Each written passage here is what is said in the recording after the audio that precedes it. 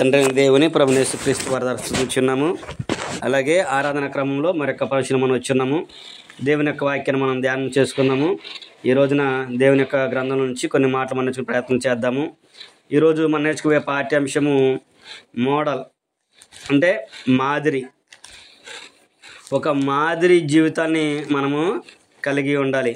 అలాగే గ్రంథం కూడా అనేక మంది భక్తుల గురించి తెలియపరుస్తూ వారు మాదిరిని మీరు అనుసరించడం మానొద్దు అనే విషయాన్ని కూడా మనకి తెలియపరుస్తుంది. లోకంలో మనందరూ కూడా ఒక్కొక్కళ్ళు ఒక్కొక్క మాదిరిగా ఉంటూ ఉంటారు. కొంతమందిని మాదిరి తీసుకుంటారు. చదువుకునే వాళ్ళు ఏమనుకుంటారు, బాగా చదువుకునే వాళ్ళు మాదిరిగా తీసుకొని నేను కూడా అంత గొప్పవాడిని అవ్వాలి, గొప్పదాన్ని అవ్వాలి అనే ఆలోచన చేస్తారు. అలాగే ఉద్యోగం చేసే వాళ్ళు ఏం చేస్తారంటే వాళ్ళలాగా నేను కూడా బాగా కష్టపడి ఉద్యోగంలో మంచి స్థాయిని సంపాదించాలని ప్రయత్నం చేస్తూ ఉంటారు. అలాగే దేవుని యొక్క వాక్యం కూడా వీటన్నిటికంటే ముఖ్యంగా మీరు కూడా మాదిరిని చూపించండి. అలాగే మాదిరి చూపించేవారు కొంతమంది ఉన్నారు. వారి మాదిరిని మీరు మానొద్దు. నువ్వు భూలోకంలో ఎవరిని మాదిరి తీసుకోకపోయినా పర్లేదు. చదువు విషయంలో ఒకరు మాదిరి తీసుకున్నా పర్లేదు, ఉద్యోగ విషయంలో మాదిరి తీసుకున్నా పర్లేదు, లేదా నువ్వు బ్రతుకు విషయంలో, అంటే మన జీవితంలో భవిష్యత్తు విషయంలో ఒకరి మాదిరి తీసుకోని పర్లేదు. కానీ దేవుని విషయంలో మటుకి, సత్యవాక్య విషయంలో మటుకి, మనం జీవించే విషయంలో మటుకి మాదిరి అనేది తీసుకోవాలి. అందుకనే అనేక సందర్భాల్లో దేవుని యొక్క వాక్యంలో దేవుడు పరిశుద్ధాత్మ ప్రేరణ ద్వారా కొంతమంది భక్తుల యొక్క జీవితాన్ని మనకి మాదిరిగా ఉంచాడు. మనందరికీ మాదిరి, అందరు భక్తులకైనా కానీ అందరికీ ఒకే ఒక ఆయన మాదిరి ఎవరంటే ప్రభువైన యేసుక్రీస్తు వారు. ఆయన పేతురు చెప్తాడు, మీ కొరకు ఆయన శ్రమపడి ఆయన మాదిరిని ఉంచి పోయాను అనే విషయాన్ని జ్ఞాపం చేస్తూ ఉంటాడు. అయితే ఈ రోజున మనం కూడా భక్తుల యొక్క మాదిరిని అనుసరించడం మానకూడదు అనే విషయాన్ని గురించి ఆలోచించేద్దాం. భక్తుల యొక్క మాదిరి అనుసరించడం మానరాదు. భక్తుల మాదిరి, అందులో మొట్టమొదటి మనిషి భక్తులే స్వయంగా వాళ్ళే చెప్పారు, మీరు నన్ను పోలి నడుచుకోండి అనే విషయాన్ని. మనం చెప్పగలం ఎవరికైనా ఎదుటోళ్ళకి, ఇగో నేను కష్టపడ్డాను, నేను చదువుకున్నాను, మంచి ఉద్యోగం సంపాదించాను, మంచి పేరు సంపాదించుకున్నాను, నా మీద ఏళ్ళు చూపించడానికి ఎవరికి అవకాశం లేదు, కాబట్టి నువ్వు నాలా బ్రతుకు అని చెప్పగలం మన వాళ్ళకన్నా? ఎవరు కూడా చెప్పలేము. ఆ భౌతిక సంబంధమైనా కానీ ఆత్మ సంబంధమైన, ఇదిగో నేను మంచి సేవకుడిని, లేకపోతే మంచి విశ్వాసిని, మంచి ప్రార్థనాపరుని, నాలాగా మీరు ఉండండి అని చెప్పగలమా? ఈరోజు ఎవరు కూడా ఆ పరిస్థితి లేదు. కానీ గ్రంథం అయితే ఆ విషయాన్ని జ్ఞాపకం చేస్తుంది. కొరింథీయులకు రాయబడిన మొదటి పత్రిక 11వ అధ్యాయం కనుక మనం చదువుకుంటే అక్కడ అపోస్తలుడైన పౌలు గారు ఆయన తెలియజేసిన సందర్భాన్ని మనం ఇక్కడ ఆలోచించేద్దాము. కొరింథీయులకు రాసిన మొదటి పత్రిక 11వ అధ్యాయం 1వ వచనం కనుక మనం చదువుకుంటే పౌలు గారు అన్నాడు, నేను క్రీస్తును పోలి నడుచుకొనిచున్న ప్రకారము మీరు నన్ను పోలి నడుచుకోండి. ఏంటంట ఇక్కడ పౌలు గారు జ్ఞాపకం చేస్తూ ఉన్నాడు. ఏమన్నాడు, నేనైతే క్రీస్తుని పోలి నడుచుకొనిచున్నాను. మనందరికి మాదిరినే కదా, ఆయన మాదిరినే నడుచుకున్నా, మీరు కూడా నన్ను పోలి నడుచుకోండి అనే విషయాన్ని పౌలు గారు చెప్పినట్లుగా మనం చూడగలం. మరి ఈ రోజున మనము ఆ మాదిరిని అనుసరిస్తున్నామా? వాళ్ళు చూపిన మార్గంలో మనము ఉంటున్నామా? భక్తుల యొక్క మాదిరి మనము అనుసరిస్తున్నామా? మరి మన భక్తులమే కదా, దేవునికి పిల్లలమే కదా, విశ్వాసమే కదా, క్రైస్తవులమే కదా, సేవకులకి చేస్తున్నాం కదా. మరి మనం ఒక మాదిరిని క్రియేట్ చేస్తున్నామా? ఉంటే ఎలా ఉండాలి అనే ఆలోచన ఇప్పుడు ఎవరికి కలిగిస్తుందా? మన ద్వారా కలిగే స్థితి లేదు. కానీ అలాంటి మాదిరి మీరు కనపరచండి అన్నాడు. కానీ అలాంటి మాదిరి నేను చూపించాను, మీరు కూడా నన్ను పోలి నడుచుకోండి అని చెప్పే ధైర్యము పౌలు గారికి కలిగింది. దేవుడు అంత విధానాన్ని ఆయనకి కలిగించాడు. అంటే పౌలు గారి యొక్క స్థితిని మనం ఆలోచించినట్లయితే ఎంత ధైర్యం ఉండాలి మరి ఆ మాదిరి చెప్పండి. నేను క్రీస్తుని పోలి నడుచుకున్నాయా, మీరు కూడా నన్ను పోలి నడుచుకోండి అంటాడు. క్రీస్తు మాదిరి చూపించిన మార్గంలో ఆయన నడుచుకున్నాడు. అంటే ఆయనకిలాగా సువార్త ప్రకటించాడు, ఆయనలాగా తండ్రి మాట విన్నాడు, ఆయనకిలాగా ప్రార్థన చేశాడు, ఆయనకిలాగా శ్రమ పడ్డాడు. అంటే ఆయన అంత కాకపోయినా కానీ కొంత క్రీస్తు ప్రభువుని పడిన శ్రమ ఎవరు పడలేరు. కానీ ఆయన చూపిన మార్గంలో ఆయనలాగా ఆయన పడ్డాడు. క్రీస్తు ప్రభువు ఎలాగైతే లోకంలో ప్రజల కొరకు జీవించాడో, నశించిపోయిన వరకు జీవించాడో, అలాగే పౌలు గారు కూడా అనేకులకు సువార్త ప్రకటించడానికి ఆయన ప్రయాసపడ్డాడు. ఆయన అనేక శ్రమలను అనుభవించాడు, దెబ్బలు తిన్నాడు, ఇరుగుల్లో ఉన్నాడు, ఇబ్బందుల్లో కూడా ఆయన చాలా వాటిని ఫేస్ చేశాడు. అలాగే ఆయన దాన్ని బట్టి ఏం చెప్తున్నాడంటే, నేను క్రీస్తుని పోలి నడుచుకున్నాను కాబట్టి మీరు కూడా నన్ను పోలి నడుచుకోండి అని కొరింథీ పత్రిక కాకుండా ఆయన ఫిలిప్పీ పత్రికలో కూడా తెలియపరుస్తుంటాడు. అంటే అపోస్తలులందరూ కూడా మనకు మాదిరి అనే విషయాన్ని ఇక్కడ మనం జ్ఞాపకం చేసుకోవచ్చు. ఫిలిప్పీలకు రాసిన పత్రిక 3వ అధ్యాయము 17వ వచనం కనుక మనం చదువుకుంటే, ఫిలిప్పీలో ఉన్న సంఘానికి కూడా పౌలు గారు ఏమని రాస్తున్నాడంటే 3వ అధ్యాయము 17వ వచనం కనుక చదువుకున్నట్లయితే అక్కడ అన్నాడు, అంటున్నాడు, సహోదరులారా మీరు నన్ను పోలి నడుచుకొనుడి, మేము మీకు మాదిరి ఉన్న ప్రకారము నడుచుకుని వారిని గురిపెట్టి చూడుడి అనే విషయాన్ని జ్ఞాపకం చేస్తున్నాడు. ఏమన్నాడు ఇక్కడ? సహోదరులారా మీరు నన్ను పోలి నడుచుకోండి అని చెప్పిన తర్వాత మేము మీకు మాదిరి అయి ఉన్నాము. ఎవరంట? అపోస్తులందరూ కూడా మనకి మాదిరి అయి ఉన్నారు. మేము మీకు మాదిరి అయి ఉన్నాం కనుక మీరు కూడా గురిపెట్టి చూడండి. నడుచుకునే వారు ఏం చేయాలంటే గురిపెట్టి చూడాలి. అంటే మనం ఒకరిని గురి చూస్తేనే దాని దగ్గరికి వెళ్ళగలం. మనం గమ్యస్థానానికి వెళ్ళాలనుకున్నాం, ఎక్కడికి ఇప్పుడు అనుకోకుండా బందరాలు అనుకున్నాం అనుకోండి, మనం ఎక్కడికి వెళ్ళాలి? గమ్యం ఏంటి? బందరు. ఎన్ని అడంకులు వచ్చినా కానీ మనం ఏం చేయాలి? అక్కడికి వెళ్తానికి ప్రయత్నం చేస్తాం తప్ప మధ్యలో ఎక్కడన్నా ఆగుతామా? ఆగినా కానీ 2 నిమిషాలు ఆగి మళ్ళీ వెళ్ళిపోతూనే ఉంటాం. డైరెక్ట్ దాని కొరకు మనం పడతాం. అలాగే విశ్వాస విషయంలో మనం కూడా దేవుని విషయంలో మన నిరీక్షణ, మన ఓర్పు, మన యొక్క ప్రేమ, మన యొక్క ఇది ఆధారం ఏంటంటే పరలోకం చేరాలనేది మన నిరీక్షణ, మనకున్నటువంటి ఆలోచన. మరి దాని కొరకు మనం పరిగెత్తేటప్పుడు మన గురి ఎక్కడ ఉండాలి? పై దాని మీదే ఉండాలి. మరి కింద దాని మీద ఉంటే ఇప్పుడు పరుగు ముందు పౌలు గారు అంటాడు, కొరింథీ పత్రికలో అంటాడు, పరుగు ముందు పరిగెత్తువాడు బహుమానం పొందేట్లుగానే పరిగెత్తాలి. బహుమానం పొందేట్లుగా పరిగెడతాడు. పరిగెత్తే ఏమైందిలే, వచ్చిన రాబడి పర్లేదు అనుకుంటే పరిగెత్తే సుఖం ఉందా? ప్రయోజనం కూడా లేదు. నువ్వు పరిగెడుతున్నావంటే దీని కొరకు నీకు బహుమానం రావాలని పరిగెత్తాలి. ఫస్ట్ ప్రైజ్ కొట్టాలని నువ్వు ఆలోచించి పరిగెత్తావు అనుకో, నీ తగ్గట్టుగా దాన్ని నువ్వు సంపాదించుకుంటావు. లేదు పరిగెత్త అందులో వచ్చిన ఒకటి రాబడిన ఒకటి అనుకుని వెళ్ళావు అనుకో, అసలు నువ్వు ముందు దాన్ని పార్టిసిపేట్ చేసినా కానీ వ్యర్థం అనమాట. అందుకని దేవుని యొక్క వాక్యం కూడా వినేటప్పుడు మనం అంటే శ్రద్ధగా వినాలి, ఆలోచన చేయాలి, ఆలకించాలి. దాన్ని మన మనసులో ఇది చేసుకోవాలి. మన మనసులో దాన్ని కనుక నిమగ్నం చేసుకుంటే, మన మనసు దాన్ని ఉంచుకున్నట్లయితే మనకు ఒక ఆలోచన విధానం అనేది వచ్చింది. అందుకని ఇక్కడ అన్నాడు, మీరు గురిపెట్టి వారిని చూసి నడుచుకొని. గురిపెట్టి వారు ఎలాగైతే వెళ్తున్నారో అలాగే మీరు కూడా చూడండి. ఇప్పుడు మన గురి ఏంటి? పరలోకం చేరాలి. క్రీస్తుని అనుసరించి మనం పరలోకం చేరాలి. మరి పైన వాటి కొరకు మనం ప్రయాసపడేటప్పుడు కింద భూ సంబంధం మనం ఆలోచన చేయవచ్చా? ఆలోచన పెరగకూడదు. మనం దీనిలో ఎక్కడ ఎలాగైనా బ్రతినా కానీ మనకు కావాల్సింది ఏంటంటే నిత్య జీవం. కాబట్టి దాని కొరకు ప్రతి ఒక్కరు కూడా ప్రయాసపడాలి. ఈ ప్రయాసపడే సందర్భాల్లో కొన్ని సమయాల్లో కొన్ని ఇబ్బందులు, కొన్ని ఆటంకాలు మనకి కలుగుతూ ఉంటాయి. అలాంటి పరిస్థితుల్లో మనం ఏంటంటే భక్తుల యొక్క మాదిరిని మనం ఆపకూడదు. భక్తుల యొక్క మాదిరిని మనం ఆపకూడదు. నువ్వు పరలోకం చేయాలని నీ నిరీక్షణ, నీ యొక్క ఆలోచన, నీ యొక్క విశ్వాసం అది నువ్వు దాన్ని కలిగి ఉన్నావు. కాబట్టి నువ్వేం చేయాలి? మనం ఏం చేయాలి అంటే దేవుని స్తుతించడం మానకూడదు. అర్థమైందా? ఎట్టి పరిస్థితుల్లో కూడా దేవుని స్తుతించడం అనేది మానకూడదు. ప్రతి దినము కూడా మనం దేవుని కీర్తించేవారిగా, కొనియాడేవారిగా ఉండాలి. అందుకనే మనకి మాదిరి చూపించిన ఆయన ఒక ఆయన ఉన్నాడు. ఏంటి? దేవుని స్తుతించే విషయంలో ఒక ఆయన మనకి మాదిరిగా ఉన్నాడు. కీర్తన గ్రంథము 63వ అధ్యాయం కనుక మనం చదువుకుంటే, కీర్తన గ్రంథము 63వ అధ్యాయంలో మనం చూసినట్లయితే అక్కడ దావీదు గారు మనకి మాదిరిని చూపిస్తూ ఉన్నాడు. ఏ విషయంలో? దేవుణ్ణి స్తుతించే విషయంలో. కీర్తన గ్రంథము 63వ అధ్యాయము 6వ వచనం మనం చూసినట్లయితే, కాగా నా జీవితకాలం అంతయు నేను ఇలాగున నిన్ను స్తుతించెదను, నీ నామమును బట్టి నా చేతులు ఎత్తదను అనే విషయాన్ని ఇక్కడ దావీదు గారు జ్ఞాపకం చేస్తున్నాడు. ఏమంటాడు ఇక్కడ? కాగా నా జీవితకాలం అంతయు నేను ఇలాగ నిన్ను స్తుతించెదను. ఎలాగ స్తుతిస్తాడంట? పైన 1వ వచనం చదువుకుంటే మనకే అర్థమవుతుంది. దేవా నా దేవుడవు నీవే, వేకువని నిన్ను వెతికెదను, నీ బలమును నీ ప్రభావమును చూడవలనని పరిశుద్ధ ఆలయమందు నేనెంతో ఆశతో నీ తట్టు కనిపెట్టి ఉన్నాను. నీళ్లు లేక ఎండి ఉన్న దేశమందు నా ప్రాణం నీ కొరకు తృష్ణగొనుచున్నది. నీ మీది ఆశ చేత నిన్ను చూడవలనని నా శరీరం కృషించుచున్నది. నీ కృప జీవము కంటే ఉత్తమము. నా పెదవులు నిన్ను స్తుతించును. నా మంచం మీద నిన్ను జ్ఞాపకం చేసుకుని రాత్రి జాములందు నిన్ను ధ్యానించినప్పుడు క్రొవ్వు మెదడు నాకు దొరికినట్లుగా నా ప్రాణము తృప్తి పొందుచున్నది.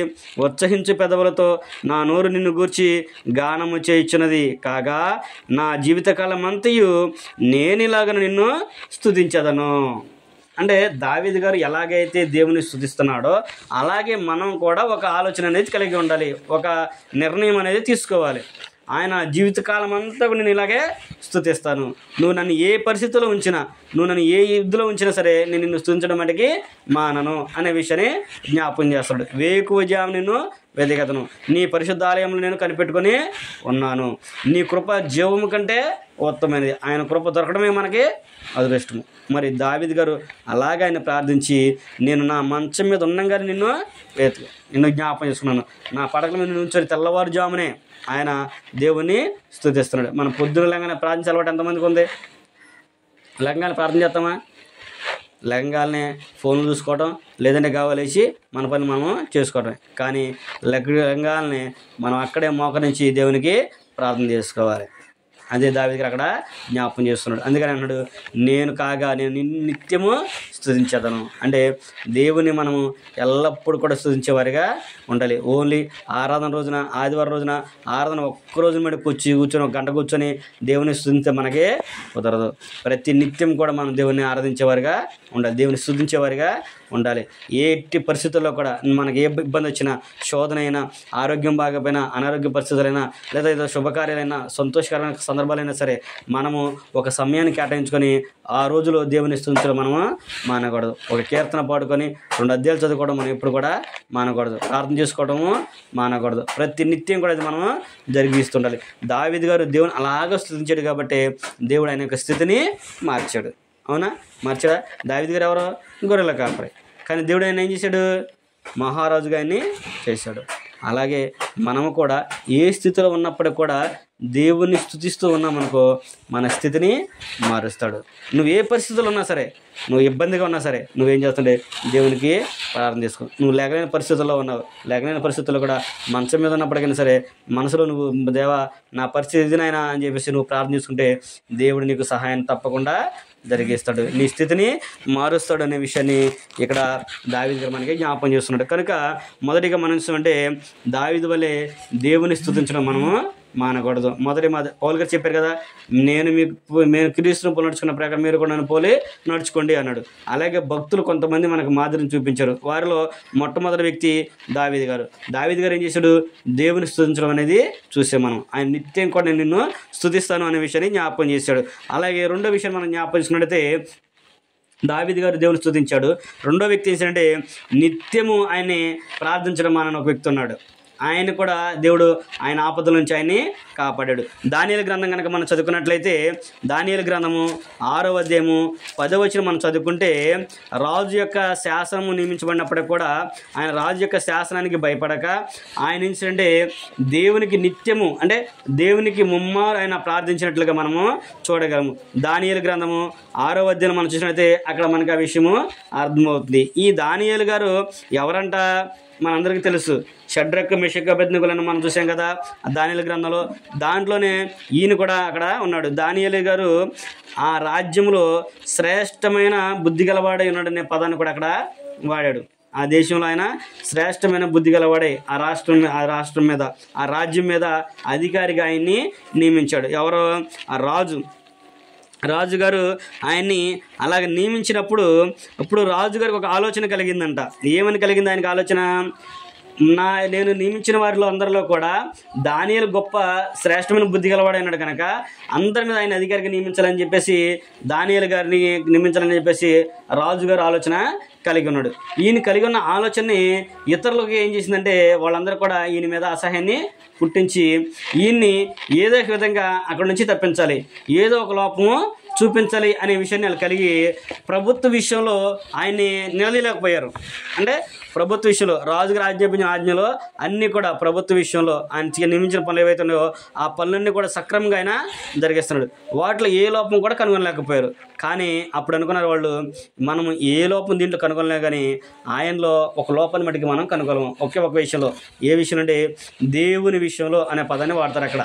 దేవుని విషయంలో తప్ప మనము ఆయనలో ఏ లోపం కూడా మనం కనిపెట్టలేమనే విషయాన్ని వారికి కలిగి ఉండి ఏం ఆలోచన చేశారంటే రాజుగారికి ఒక ఆజ్ఞ పెంచారు. ఒక నెల రోజుల పాటు, అంటే ఒక నెల రోజుల పాటు ఏం చేయాలంటే రాజుకు తప్ప ఎవరు కూడా మొక్కకూడదు. 30 రోజుల వరకు రాజు నెబుకద్నెజరు తప్ప ఇంకెవరికి కూడా వాళ్ళు దర్యావేషుకి తప్ప ఎక్కడేంటి రాజుగారికి తప్ప ఎవరికి కూడా మొక్కకూడదు, ఎవరికి కూడా విన్నవించుకోకూడదు అనే విషయాన్ని చెప్పారు. అంటే ప్రార్థన చేయడం కానీ లేదంటే సహాయం చేయడం కానీ మొక్కడం కానీ ఏది కూడా చేయకూడదు. ఎవరికి చేయాలి? రాజుకు ఒక్కడికే చేయాలి. ఇట్టి శాసనాన్ని వాళ్ళు నియమించి రాజు చేత ముద్రించుకొని తీసుకొని వచ్చారు. అప్పుడు దావీదు గారికి ఇట్టి శాసనము సంతకం చేయబడి తెలిసినప్పటికీ కూడా చదువుకుంటే, మనం ఆరాధ్యం చదువుకుంటే అక్కడ అన్నీ కూడా ఉంటాయి. అక్కడ ఆ విషయాలు ఒకటో అధ్యాయం చదువుకుని ఒకటో వచ్చిన మనం చదువుకుంటే ఆరాధ్యము ఆ సంగతులన్నీ కూడా చెప్పుకుంటూ వచ్చి 6వ వచనంలోకి వచ్చిన తర్వాత అంటాడు, 6వ అధ్యాయము 10వ వచనం కనుక మనం చదువుకున్నట్లయితే 6వ అధ్యాయము 10వ వచనం, ఇట్టి శాసనము సంతకం చేయబడినని దానియేలు తెలుసుకునినను అతడు తన ఇంటికి వెళ్ళి యథాప్రకారముగా అనుదినము ముమ్మారు మోకాళ్ళుని తన ఇంటి పైగది కిటికీలు యెరూషలేము తట్టునకు తెరవబడి ఉండగా తన దేవునికి ప్రార్థన చేయొచ్చు ఆయనను స్తుతించుచు వచ్చెను అనే విషయాన్ని అక్కడ వారు మనకి జ్ఞాపకం చేస్తూ ఉన్నారు. ఏంటంట, దానియేలు గారు ఇట్టి శాసనం సంతకం చేయబడి తెలిసింది ఆయనకి. అంటే రాజుకు తప్ప ఇంకెవరికి మొరక్కకూడదని తెలిసింది. 30 రోజుల వరకు ఎవరికి మొరక్కకూడదు.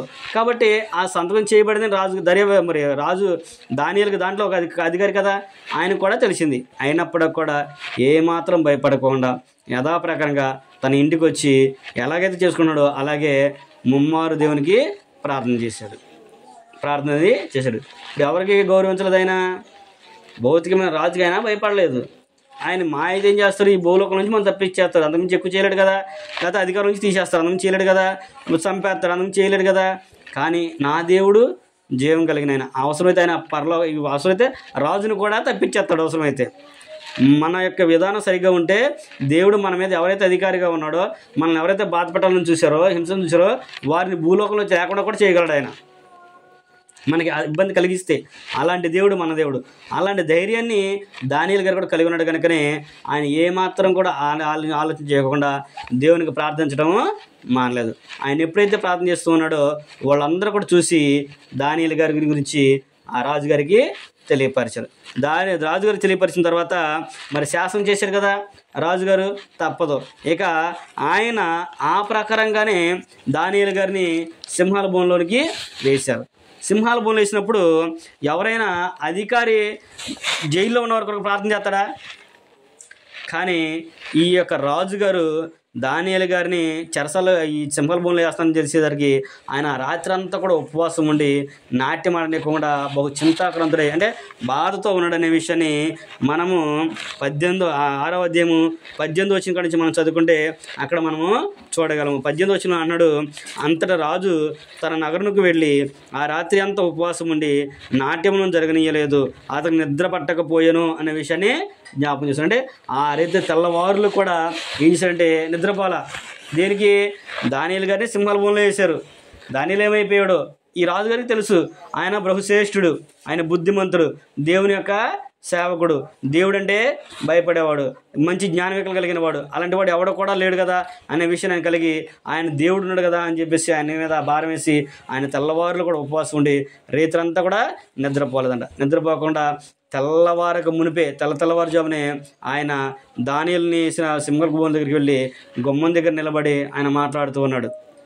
దానియేలు నిత్యమును సేవించున్న, అంటే అక్కడ ఆయన మాట్లాడిన మాట మనం చదువుకున్నది ఏమన్నాడు ఆయన అక్కడైనా 20వ వచనం ఏమన్నాడు, అతడు గృహ దగ్గరకు రాగానే దుఃఖ స్వరముతో దానియేలుని పిలిచి, జీవము గల దేవుని సేవకుడైన దానియేలు, ఎవరంట ఆయన? జీవము గల దేవుని సేవకుడు అయిన దానియేలు, నిత్యము నువ్వు సేవించిన నీ దేవుడు నేను రక్షింపగలిగానా అని ఆయన్ని అడగగానే దానియేలు గారు చక్కగా లోపల నుంచి సమాధానం ఇచ్చాడు. రాజా, నా దేవుని దృష్టికి నేను నీతిమంతుడిగా కనిపించిందని, మరి నీ దృష్టికి నేను న్యాయవంతుడేనా అని అడిగినప్పుడు ఆ రాజుగారు ఏం చేశారంటే ఆ దానియేలు గారిని బయటకు రప్పించి ఎవరైతే దానియేలుకి ఇరికించాలని ఆలోచన చేస్తున్నారో వారిని, వారి భార్యల్ని, వారి పిల్లలందరూ కూడా తీసుకెళ్ళి సింహాల బోన్లో వేశారు. అంటే మనము ఒక నిర్ణయం తీసుకున్న తర్వాత దేవుని పట్ల ఒక ఆలోచన కలిగిన తర్వాత దాన్ని మనం చూపించడం మానుకోకుండా ఉన్నట్లయితే మనకి ఏదైతే అడ్డం వస్తుందో దాన్ని దేవుడు అవసరమైతే తప్పించగలడు, తీసేస్తాడు దాన్ని. అది వ్యక్తులైనా కానీ పరిస్థితులైనా కానీ ఏదైనా కార్యమైనా సరే అది మన మధ్యలో లేకుండా దేవుడు చేయగలడు. అంత సమర్థుడు మన దేవుడు. అయితే మనము బహు శ్రద్ధ కలిగి నమ్మకంతో విశ్వాసంతో దాన్ని చేయాలి. దానియేలు గారికి తెలిసింది ఏమని, శాసనం చేసి సింహాల భూములు వేస్తానన్నాడు. ఏమన్నాడు, నా దేవుని సేవిస్తే ఈ సింహాలు కాదయ్యా, సేవించడం మాందే, సింహం నుంచి కాదు, అవసరం ఆయన దగ్గర నుంచి నేను చంపేస్తాడు, నాకెందుకు వచ్చింది, నేను దేవుని సేవించుకుంటాను, అవసరం దేవుడే కాపాడుతాను అనే ఆలోచన దానియేలు గారు కలిగి ఉన్నాడు. కనుకనే రాజాజ్ఞకు భయపడుకోకుండా దేవుడి మీద భారం వేసి ఆయన ముమ్మారు దేవునికి ప్రార్థించాడు. ఆయన ప్రార్థించాడు కనుకనే దేవుడు సింహాలని మోయించాడు. మరి ఈ రోజున కూడా మనము కూడా మన కుటుంబ నిమిత్తం, మన నిమిత్తము, మన పరి నిమిత్తము, మన పరిచయ నిమిత్తం, మన జీవిత నిమిత్తం మనం ప్రార్థన చేస్తున్నామా? దేవుని మీద అంత ఆలోచన విధానం కలిగి ఉన్నామా? ఏదైనా ఇబ్బంది వచ్చినప్పుడు నా దేవుడు అన్నాడు అని ప్రార్థన చేసుకుంటున్నామా? ఏదైనా ఇంట్లో కష్టం కలిగినప్పుడు నా దేవుడు అన్నాడు మనం ప్రార్థన చేస్తున్నామా? ఏదైనా ఇబ్బంది వచ్చినప్పుడు దేవుని మీద భారం వేసి ప్రార్థన చేస్తున్నామా? ఏం లేదు. అన్నీ కూడా పైకి మనం మళ్ళీ ప్రార్థన పరులు, క్రైస్తవులు, విశ్వాసులు, మరి మనలో మనకే ఈ విధానాన్ని కూడా ఉంటాయి. మరి అందుకని ఇక్కడ దానియేలు గారి లాగా మనం ప్రార్థించడం మాదిరి మానకూడదు, ప్రార్థించడం అనేది మానకూడదు. దానియేలు గారు దాన్ని మనకి చూపించాడు. మరణించినప్పటికి కూడా, అంటే మరణం మనకు సంభవించినా కానీ ఇబ్బంది లేదు, కానీ మనం మాదిరి అనేది మానకూడదు, అంటే ప్రార్థన చేయడం అనేది మానకూడదు. మొదటిగా దానియేలు గారు ఏమన్నాడు, స్తుతించడం అనేది మానకూడదు. దావీదు గారి ద్వారా మనం స్తుతించడం అనేది మానకూడదు అనేది తెలుసుకున్నాము. రెండో విషయంలో దానియేలు గారు ప్రార్థించడం మనము మానకూడదు, మనకి మాదిరిని వాళ్ళు చూపించారు. మూడో విషయం మనం ఆలోచించినట్లయితే, క్రొత్త నిబంధన ప్రకారంగా మనము ఏం మానకూడదంటే, ఎన్ని అభ్యంతరాలు కలిగినప్పటికీ కూడా సువార్త ప్రకటించడం అనేది మానకూడదు, లేదంటే మన విశ్వాస జీవితాన్ని వెనుతీయకూడదు అనేది మనం జ్ఞాపకం చేసుకోవచ్చు. మనం చూసినట్లయితే అపోస్తుల కార్యాలను కనుక మనం చదువుకున్నట్లయితే అపోస్తులందరిలో కూడా, అంటే మొట్టమొదటిగా మనం చూసినట్లయితే పేతురు, యోహానుల గురించి మనం ఇక్కడ చదువుకుంటాము. పేతురు, యోహానులు దేవుని యొక్క వాక్యాన్ని ప్రకటన చేస్తున్న సందర్భంలో అక్కడ కొంతమంది వారిని వచ్చి తీసుకెళ్ళి వారిని బంధించినట్లుగా మనము చూడగలము. బంధించి వారిని చెరసాల్లో వేయించి వారిని ఏమన్నారంటే, ఈ నామాన్ని బట్టి మీరు ప్రకటన చేయకూడదు, ఈ నామాన్ని బట్టి మీరు ప్రకటన చేస్తే మిమ్మల్ని ఊరుకోము అనే విషయాన్ని వారిని గద్దించినట్లుగా మనము చదువుకుంటాము. దేని కొరకు అంటే, వాళ్ళు అపోస్తులు ఏం చేశారంటే, పేతురు, యోహాను గారు ఏం చేశారంటే, దేవాలయం దగ్గర ఒక ముష్టాయన ఉంటాడు, అడుక్కునే అతను, కాళ్ళు లేని అతను. అతన్ని వీళ్ళు ఏం చేయాలి, కళ్ళు గుడ్డివాడు, కుంటివాడు అని ఒక ఆయన్ని చూస్తారు. ఆయన్ని దేవాలయం దగ్గర కూర్చోబెడతా ఉంటారు. ఒక ఇద్దరు తీసుకెళ్ళి ఆయన దేవాలయం దగ్గర కూర్చోబెడితే అతను భిక్షం అడుక్కొని జీవనం సాగిస్తూ ఉండేవాడు. అయితే ఒక రోజున యోహాను గారు, పేతురు గారు వాళ్ళు ఏం చేస్తారంటే దేవాలయంలోనికి వెళుతున్న సందర్భంలో ఆ భిక్షగాడు భిక్షం అడిగినట్లుగా మనము చూస్తూ ఉంటాం, చదువుకుంటాం. మూడో అధ్యాయం నుంచి చదువుకుంటే మనకు అది మూడో అధ్యాయంలో అది ప్రారంభమైంది సంఘటన. అప్పుడు అక్కడ వాళ్ళు ఏం చేస్తారంటే, పేతురు గారు నా తట్టు చూడమనగానే వాళ్ళు ఆయన ఎంక చూస్తారు. ఆ భిక్షగాడు ఆయన ఎంక చూస్తే, అంటే ఆయన భిక్షం ఎత్తారేమోనని చూస్తాడు. అయితే మా దగ్గర మేమున్న ఇవ్వము, కానీ మాకు కలిగినది నీకు ఇస్తామని చెప్పేసి ఆ గుడ్డివాడిని స్వస్థపరిచినట్లుగా మనము చూడగలము. చూస్తే ఆయన ఏంటంటే క్రీస్తుని గురించి, ఆయన మరణాన్ని గురించి, పునరుద్ధానం గురించి వాళ్ళందరూ కూడా క్రీస్తు ప్రభువు ఇలా దేవుడు, ఆయనే మన లోకరక్షకుడు, ఆయనే నజరేయుడైన క్రీస్తు అని చెప్పేసి పేతురు, యోహాను గారు దేవుని యొక్క వాక్యాన్ని వస్తున్నప్పుడు చెరసాలను, అంటే అధికారులు, యూదా ప్రజలందరూ కూడా ఏంటంటే అక్కడ నుంచి రోమ ప్రభుత్వంలో ఉన్న వాళ్ళు ఏంటంటే వారిని బంధించినట్లుగా మనము చూడగలము. అపోస్తుల కార్యములు 4వ అధ్యాయము 18వ వచనం నుంచి కనుక మనం చదువుకుంటే, అధికారులు వచ్చి వారిని పట్టుకుని ఏమంటుందంటే, అప్పుడు వారిని పిలిపించి, మీరు యేసు నామం బట్టి ఎంత మాత్రమును మాట్లాడకూడదు, బోధింపనకూడదని వారికి ఆజ్ఞాపించరి. అందుకు పేతురు, యోహానును వారిని చూచి, దేవుని మాట వినుట కంటే మీ మాట వినుట దేవుని దృష్టికి న్యాయమా, మీరే చెప్పండి అనే విషయాన్ని వాళ్ళని అడుగుతున్నారు. ఏమని అడిగారు వాళ్ళు ఏం చేశారంట, పేతురు, యోహానులు దేవుని యొక్క వాక్యాన్ని ప్రకటన చేసి ప్రజలు అనేకుల్ని స్వస్థపరిచి ఆయన నామని బట్టి మనుషులందరినీ కూడా బాగు చేస్తూ ఉన్నప్పుడు ప్రజల్లో ఇలాంటిది ఇంకా వ్యాపించకూడదు, ఇలా జరగకూడదు. అంటే ఇప్పుడేంటి, మారిపోయారు అనుకోండి, ఏం జరుగుతుంది, వాళ్ళ దేవతలకి దేవుళ్ళకి ఇది ఉండదు. ఇప్పుడు దేవుని నమ్మారు అనుకోండి, క్రీస్తు అంగరిస్తాను అనుకోండి. ఇప్పుడు వాస్తవానికి మనం లోకంలో చూసాం అనుకో, డినామినేషన్లు ఉన్నారు, క్రీస్తు సంఘంలో ఉన్నారు. వాస్తవానికి మనం సత్యం చెప్తున్నప్పుడు బైబిల్ ప్రకారం ఇదమ్మా, బైబిల్ ఇది చెబుతుంది, మన జీవిస్తేనే మనకు దేవుడు రక్షణ ఇస్తాడు, ఇక్కడే రక్షణ ఉంది క్రీస్తు సంఘం అని చెప్పినప్పుడు కొంతమంది విని మారు మనసు పొందించారు అనుకో, అప్పుడు డినామినేషన్లు ఏం చేస్తారు, కొంతమంది అమ్మో వీళ్ళు ఇలా మనం వదిలేస్తే వీళ్ళు మన మీద పెట్టరైపోతారు, వీళ్ళందరూ లాకెళ్ళిపోతారు, కాబట్టి వీళ్ళు ఏదైనా వచ్చారని ఆలోచన వాళ్ళు చేస్తారు లోకంలో ఉన్నవాళ్ళు.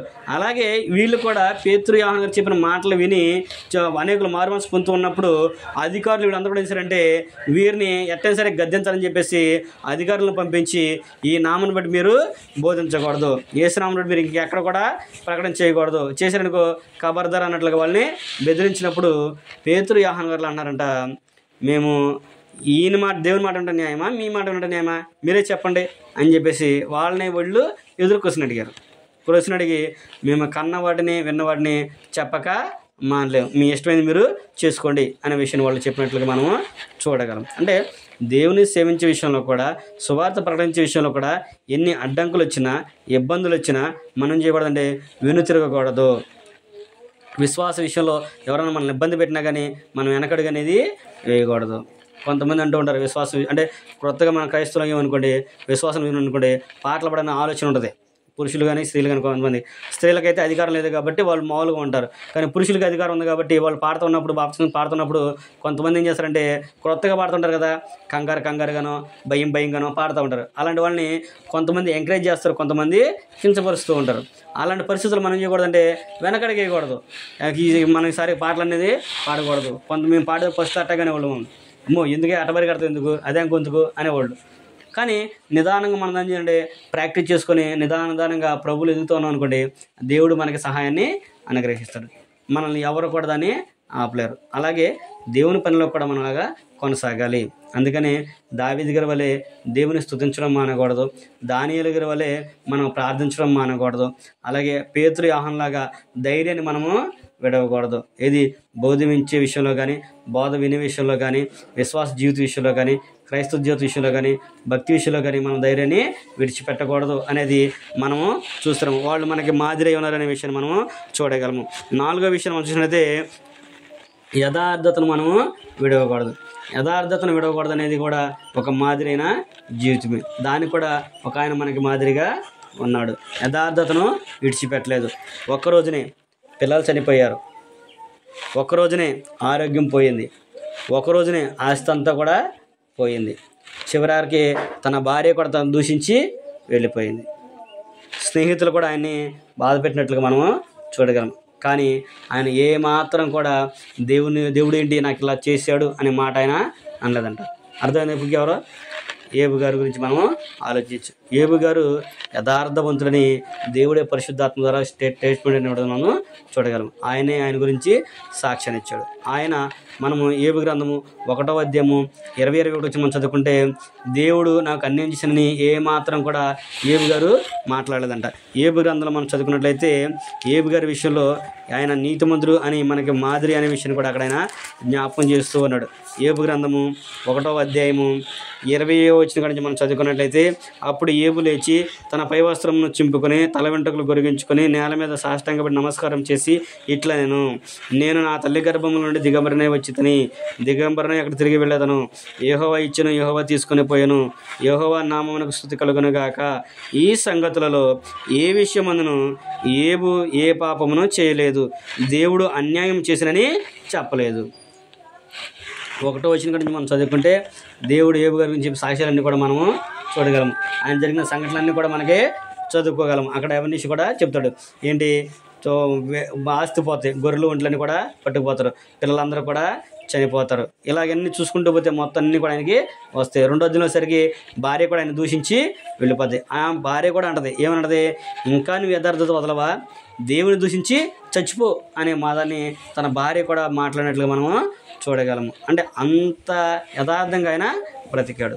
అలాగే మనం కూడా ఆరోగ్యం పోయినా, కుటుంబంలో ఎవరైనా లేకపోయినా, అర్థమైందా, ఆస్తి లేకపోయినా, స్నేహితులు ఇబ్బంది పెట్టినా, స్నేహితులు అనరాని మాటలు అన్నా కానీ మనము మన యథార్థతను విడిచిపెట్టకూడదు. అర్థమైందా? లోకంలో అంటూ ఉంటారు, ప్రార్థనకి వెళ్తే ఏమవుతుందిరా, ప్రార్థనకి వెళ్తే ఎవడెత్తాడరా, యథార్థంగా బ్రతితే ఏముంటుందిరా బాబు, అలాగ వెళ్తే మనకి ఎవడెవడో, మనం చేయాల్సిన పని మనం చేస్తేనే మనకు వస్తాయి అనే విషయాన్ని చెబుతుంటారు. చదవాలి, ఉద్యోగం చేసుకోవాలి, లేదంటే పనులు చేసుకోవాలని చెప్తుంటారు. వాస్తవం అది. చదవాలి, ఉద్యోగం చేసుకోవాలి, పని చేసుకోవాలి, డబ్బు సంచుకోవాలి, అది వాస్తవమే. అది ఎక్కడి వరకు అంటే నువ్వు చేయగలిగింది నువ్వు చేసుకుంటావు అనుకో, నువ్వు పని చేసుకున్నావు అనుకో, దేవుడు నీకు సహాయాన్ని అనుగ్రహిస్తాడు. కానీ దేవుడిని విడిచిపెట్టయితే కాదు. దేవుని మీద ఆధారపడినవాడు ఎవడ కూడా పడిపోయినట్లు ఇప్పటివరకు ఎక్కడ కూడా చరిత్రలో కానీ గ్రంథంలో లేనే లేదు, చరిత్రలో కూడా లేదు. దేవుని నమ్ముకొని మేము చెడిపోయాం అనేవాళ్ళు ఎవరు కూడా లేరు. దేవుని సేవ చేసి మేము స్థితిలో ఉన్నాం, మేము ఇట్లా దిగజారిపోయాం అనేవాడు ఎవడు కూడా లేడు. అలాగన్నాడంటే వాడు బాగా దరిద్రుడై ఉండాలి. అంటే దేవుని నమ్మని వాడాడు చివరికి. దేవుడు మేము సేవ చేసినా కానీ దేవుడు నాకు ఇంత దీనస్థితి ఇచ్చాడు తప్ప నాకు ఏమి ఇవ్వలేదని అన్నాడంటే వాడు ఎవడంటే దేవుడి మీద ఆధారపడినవాడు కాదు. దేవుని వల్ల ఏదో లాభం దొరికిందని వచ్చినవాడే. కానీ యథార్థంగా దేవుని పని చేస్తే దేవుడు నా కుటుంబాన్ని దీవిస్తాడనే నమ్మకం మనకు కలిగితే కనుక దేవుడు కంపల్సరీగా మన కుటుంబాన్ని మనమే పోషిస్తాడు. నువ్వు ఒకరి మీద ఆధారపడతాం కాదు, నీ మీద నలుగురు ఆధారపడేటట్లుగా దేవుడు చేస్తాడు. నువ్వు ఒకరు తెచ్చుకుని ఒకరి దగ్గరికి నువ్వు చేయి చాపడం కాదు, నువ్వే చేయి చాపిచ్చేటట్లుగా చేస్తాడు. ఎప్పుడంటే మనం యథార్థతను విడిచిపెట్టకుండా కొనసాగినప్పుడు. ఆరోగ్యం లేదా, దేవా నీ చిత్తం నాయన. కుటుంబంలో ఇబ్బందిగా ఉందా, దేవా ఇది ఎందుకు జరిగిందో నీ చిత్తం తండ్రి, నాకు సహాయం చేయి, నేను చేయాలి, నీ ఇష్టం అని మనం దేవునికి ప్రార్థన చేసుకుంటే దేవుడు మన కుటుంబాన్ని కంపల్సరీగా దీవిస్తాడు. మనము ఎదుటి వారికి మాదిరిగా ఉండేట్లుగా చేస్తాడు. ప్రార్థన చేసుకుంటే ఆ మనసుకున్న ప్రశాంతత అనేది చాలా దానిలో ఉంటుంది. కష్టాల్లో ఉన్నప్పుడు కీర్తనలు పాడమన్నాడు. ఆనందంలో ఉన్నప్పుడు ప్రార్థించి, ఆనందం ఉన్నప్పుడు యాగూరు చెప్తారు కదా, సంతోషం కలిగిన కీర్తనలు పాడండి. బాధలో ఉన్నారా, ప్రార్థన చేయండి.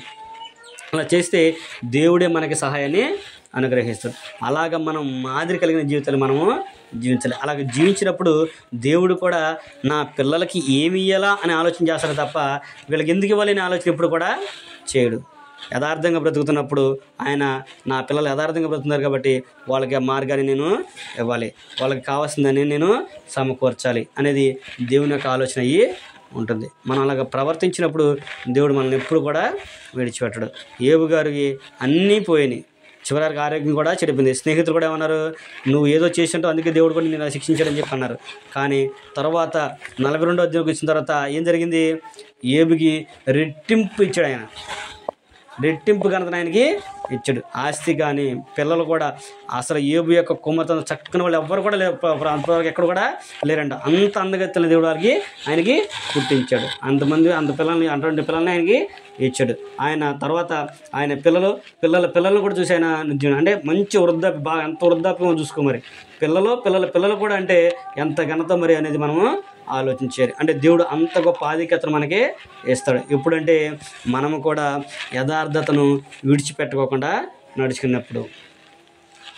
నేను చేసే పనిలో యథార్థత నాకు కావాలి, నా జీవితంలో నేను యథార్థంగా బ్రతకాలి, కష్టం వచ్చినా నష్టం వచ్చినా ఆ యథార్థతలో నేను ఉంటాననే విధానాన్ని మనం కలిగి ఉంటే దేవుడు కూడా మనల్ని కాపాడుతాడు అనే విషయాన్ని దేవుని యొక్క వాక్యం మనకి తెలియపరచుకునేది మనము చూడగలము. అలాగే మనం చూసినట్లయితే 5వదిగా మనం చూసినట్లయితే లూదియలాగా దేవుని యొక్క వాక్యం వినబడుచున్నప్పుడు, దేవుని యొక్క వాక్యం ప్రకటించబడేటప్పుడు ఎక్కడైతే తెలియబడుతుందో మనకి చెప్పకపోయినా కానీ మనం వెళ్ళి వినేటట్టుగా మనము ఉండాలి. మనమే కాకుండా మన కుటుంబాన్ని రక్షించుకునే వారిగా ఉండాలి అనే విషయాన్ని ఇక్కడ మనము చూడగలము. అక్కడ లూదియా అదే విషయాన్ని చూపించింది. మనం చూసినట్టయితే అపోస్తుల కార్యములు 16వ అధ్యాయం కనుక మనం చదువుకుంటే అక్కడ ప్రార్థన జరుగుతుందని తెలుసుకొని ఏడగలిందంటే ఆమె తన వ్యాపారాన్ని కూడా మానుకొని మరి వచ్చినట్లుగా మనం అక్కడ చూడగలము. మనం చూసినట్లయితే అపోస్తుల కార్యంలో 16వ అధ్యాయం కనుక మనం చదువుకున్నట్లయితే 16వ అధ్యాయము 13వ వచనం నుంచి మనం చదువుకున్నట్లయితే విశ్రాంతి దినమున గవిని దాటి నది తీరమున ప్రార్థన జరుగునుకొని అక్కడ వచ్చి కూర్చుండి కూడి ఉన్న స్త్రీలతో మాట్లాడుచుంటిమి. అప్పుడు లూదియా అను దైవభక్తి గల ఒక స్త్రీ వినుచుండెను. ఆమె ఓదరంగుపొడి తుయ్యత్తర పట్టణస్తురాలు. ప్రభు ఆమె హృదయం తెరిచిన కనుక పౌలు చెప్పిన మాటలందు లక్ష్యముంచెను. ఆమెయు ఆమె ఇంటి వారందరూ బాప్తిసం పొందినప్పుడు ఆమె నేను ప్రభునందు విశ్వాసం కలదానని మీరు ఎంచితే నా ఇంటికి వచ్చి ఉండుడని వేడుకొని మమ్మను బలవంతం చేసినని చెప్పేసి ఇక్కడ లూకా గారు కూడా మనకి జ్ఞాపం చేస్తూ ఉన్నాడు. అంటే మనం ఏం ఆలోచన కలిగి ఉండాలి అంటే వారు చూపించిన మాదిరిని మనం మానకూడదు. లూది ఏం చేసింది? నది తీరాన ప్రాంతంలో వాక్యము వినబడింది. పలానా రోజున ఇవాళ ఆదివారం కదా, పలానా చోట ఆరాధనకరము, పలానా ఇప్పుడు మనం ఆరాధనకి వెళ్ళాలి, ఇది మన నియమం, ఇది తెలుసు కాబట్టి నువ్వు టైం మిస్ అయ్యనుకో ఇంకెక్కడ ఏ టైంలో జరుగుతుంది ఆరాధన, ఏ ప్రాంతంలో ఎప్పుడింటికి జరిగింది, ఒకరిని ఆలోచించాల్సిన అవసరం లేదు. డైరెక్ట్గా మనం వెళ్ళిపోవడమే అక్కడికి ఆరాధనకి, ప్రార్థనకి వెళ్ళిపోవడమే. ఇప్పుడు క్రీస్తు సంఘాలు మీటింగ్లు పెడుతున్నారు, ఎక్కడన్నా పబ్లిక్ మీటింగ్లు పెడుతున్నారు. పబ్లిక్ మీటింగ్లు పెట్టి మనం ఏంటంటే పలానా చోట సేవ సువార్త సభలు జరుగుతుంది, ఒకళ్ళు చెప్పాల్సిన అవసరం లేదు, మనం వెళ్ళడమే. ఎందుకంటే దేవుని మాటలు వినడం అనేది మనకి శ్రేష్టం. ఈ లూదియా కూడా అలాగే వెళ్ళింది. తన వ్యాపారం పక్కన పెట్టి మరి వెళ్ళిపోయింది. ఆమె ఏం చేసిందంట? తన వ్యాపారం అమ్ముతుంది, వ్యాపారం చేసి ఆమె, కానీ తన వ్యాపారం కూడా ఆమె లక్ష్య పెట్టలేదు. వ్యాపారాన్ని పక్కన పెట్టేసి పౌలు గారు వాక్యం చదువుతునేసరికి విని గబగబా వెళ్ళిపోయి ఆయన మాటలో వింది. ఆమెకున్న ఆలోచన బట్టి దేవుడు కూడా ఆమె హృదయాన్ని తెరిచాడు. ఆమె హృదయం తెరవడం వలన ఆమె కాకుండా పౌలు గారు చెప్పిన మాటలుగా మారు మనసు పొంది బాప్తిసం కాకుండా తన ఇంటికి తీసుకెళ్ళి తన కుటుంబ సభ్యులు కూడా వాక్యాన్ని చెప్పించి వారికి కూడా బాప్తిసమని ఇప్పించింది. మనము కూడా దేవుడు అంటాడు, పౌలు గారు కొన్ని సందర్భాలు అంటాడు, నేను నాటితని అపోలో నీళ్లు పూసెను, వృద్ధి కలిగి చేయవాడు దేవుడే అనే విషయాన్ని చెప్తాడు.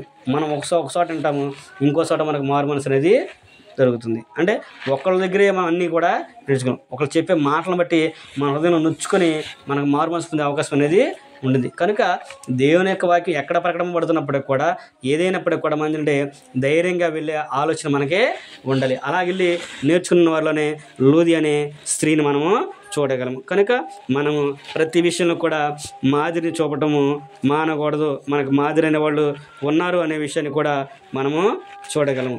అలాగే చివరిగా 6వదిగా మనం చూసినట్లయితే పవిత్రతను మనము కోల్పోకూడదు, పరిశుద్ధతను మనము కోల్పోకూడదు. దాన్ని ఒక ఆయన మనకి మాదిరిని చూపించాడు. ఆదికాండము 39 మనం చూసినట్లయితే అక్కడ యోసేపు అనే ఆయన మనకి కనిపిస్తూ ఉంటాడు. ఆదికాండము 39 కనుక మనం చదువుకుంటే ఆయన అక్కడ ఆ విషయం మనకి జ్ఞాపం చేస్తూ ఉంటాడు. ఆయన విషయంలో ఆయన రూపవంతుడు, బహు సౌందర్యవంతుడు అనే విషయాన్ని అక్కడ ఆయన గురించి చెప్తూ ఆయన ఫరో ఇంటి మీద కూడా, పోతిఫర్ ఇంటి మీద ఆయన అధికారిగా ఉన్నాడంట. అధికారిగా ఉన్నప్పటికీ కూడా ఆయన ఫరో అంటే పోతిఫర్ ఇంట్లో ఎంత అధికారిగా ఆయన ఉన్నాడంటే ఆయనకు ఇచ్చిన ఘనతని ఎవరికి కూడా ఇవ్వలేదు. అంటే ఆ రాజు ఏం చేశాడంటే, యజమాని ఏం చేశాడంటే యోసేపు తప్ప ఇక ఆ ఇంట్లో ఎవరికి అధికారం లేదు. ఆ అధికారి ఫరో ఏం చేసేవాడంటే ఆయన ఇంట్లో తినటం తప్ప ఇంకేది కూడా చూసుకునేవాడు కాదనమాట. ఆయన తిని పొడుకోవడం తప్ప ఇంకేమి కూడా చూసుకున్నాడు కాదు. మిగతా అన్ని కూడా యోసేపుకే అప్పగించాడు. ఆస్తుల విషయంలో కానీ, ధన సమృద్ధి చేసే విషయంలో కానీ, పంటల విషయంలో కానీ, ప్రజల విషయంలో కానీ ఏం చేయాలో ఏం చెప్పాలో అన్నీ కూడా ఈయనకే అప్పగించాడు. తన ఇంటి అంత మీద కూడా ఆయనకే అధికారాన్ని ఇచ్చాడు. ఎవరికి ఏ పని అప్పచెప్పదంతా కూడా యోసేపు గారికే అప్పగించాడు.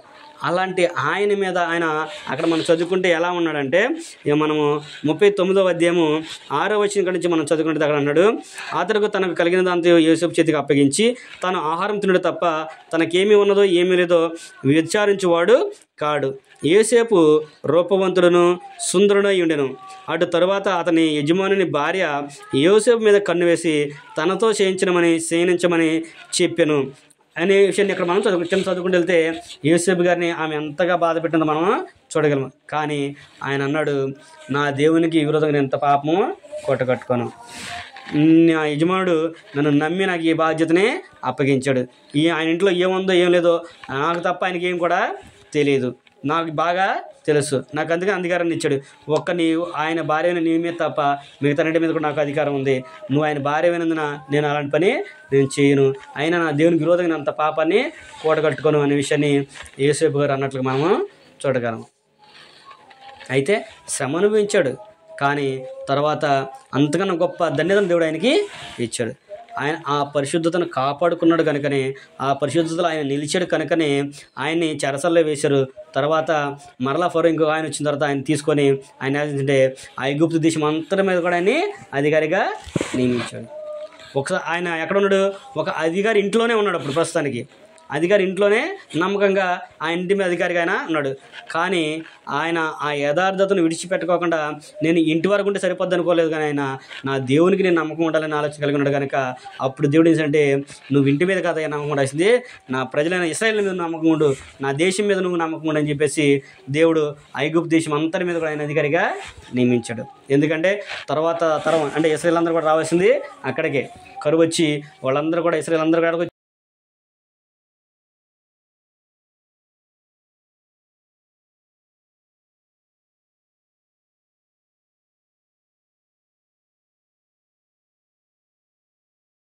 రావడానికి అవకాశం ఇచ్చాడు. ఐగుప్తులో వచ్చిన తర్వాత మరలా కనాన్ దేశానికి వారిని తీసుకెళ్తాడు.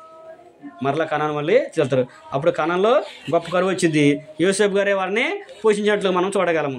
కనుక మనము ఏదైతే పనిలో కనుగొంటామో యథార్థం మనం కలిగి ఉంటామో దేవుడు కూడా మన బట్టి మన కుటుంబాన్ని పోషించే స్థితికి ఆయన తీసుకెళ్తాడు. అక్కడ యోసేపు గారు ఆ యథార్థత కలిగి ఉన్నాడు కనుకనే దేవుడు ఏంటంటే ఆయన్ని ఐగుప్తు దేశం అంతటి మీద అధికారిగా ఆయన్ని నియమించాడు.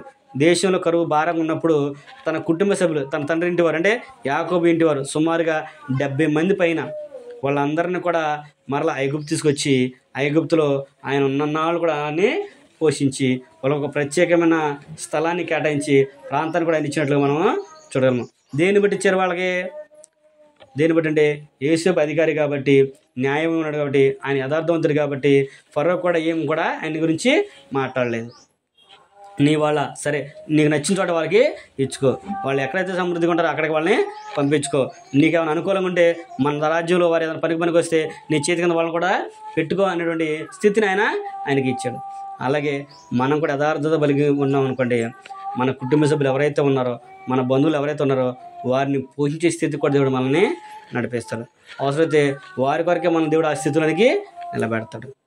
కనుక మనం ధైర్యం కలిగి నెమ్మది కలిగి దేవుని యందు భయభక్తులతో విశ్వాసం కలిగి జీవించాలనేది దేవుని యొక్క ఆలోచన ఉన్నది. కనుక మనము కూడా క్రీస్తు ప్రభువు మనకి మాదిరి అయి ఉన్నాడు.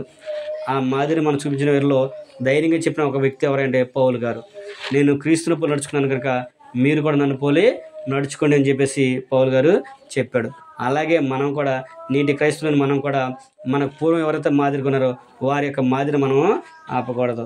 ఇప్పుడు దావీదు గారి వలె మనం కీర్తించడం అనేది ప్రతి దినం కూడా మన దేవుని కీర్తించడం అనేది మానకూడదు ఎట్టి పరిస్థితుల్లో కూడా. అలాగే దానియేలు గారిలాగా ప్రార్థించడం అనేది మనము మానకూడదు. మనం ఏ పరిస్థితుల్లో ఉన్నా ఎలాంటి స్థితిలో ఉన్నా కూడా మనం ప్రార్థించడం అనేది మానకూడదు. అలాగే ఏబు వలె యథార్థతను మనము విడిచిపెట్టకూడదు. మూడోదిగా ఏబు వలె యథార్థతను విడిచిపెట్టకూడదు. నాలుగోది యోసేపులాగా మనం పరిశుద్ధతను కోల్పోకూడదు. ఐదోదిగా మనం ఏం చేసామంటే పేతురు యోహానులాగా ధైర్యంగా సువార్తను ప్రకటించడము మానకూడదు. సువార్తను ప్రకటించడం అనేది మనము మానకూడదు.